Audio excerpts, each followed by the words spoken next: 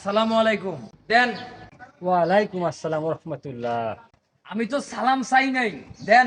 আরে হুজুর সালাম চাই নাই তো, আমাদের চান্দা ভাই চান্দা চাইছে।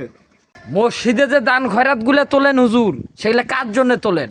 সেগুলো তো জনগণ ইমাম সাহেবকে দেয়, অত দরিদ্র মানুষ যারা আছে তাদেরকে দেয়। হুজুর আমার ঘরে দেয়া কি গরিব মনে হয় না? হুজুর দেখেন না, আমরা 3 বেলায় আটা খায়া থাকি, চেহারা দেখেন। আমাদের মতো হত দরিদ্র এই দেশে একটাও নাই। আপনারা কেন খালি আটা খান? আটা সিদ্ধ করে রুটি বানা খাইতে পারেন না? হুজুর, এটা এটা সে এটা না, তাহলে এটা কোন আটা? এই জুতাতে গাম লাগায় না, হ্যাঁ। এই গাম এটা পলিথিনে ভরে খায়। এই হুজুর, আমারে কিন্তু চেনেন না, আমি কিন্তু নাক কাটা মাস্তান, কাইটা দিমু না।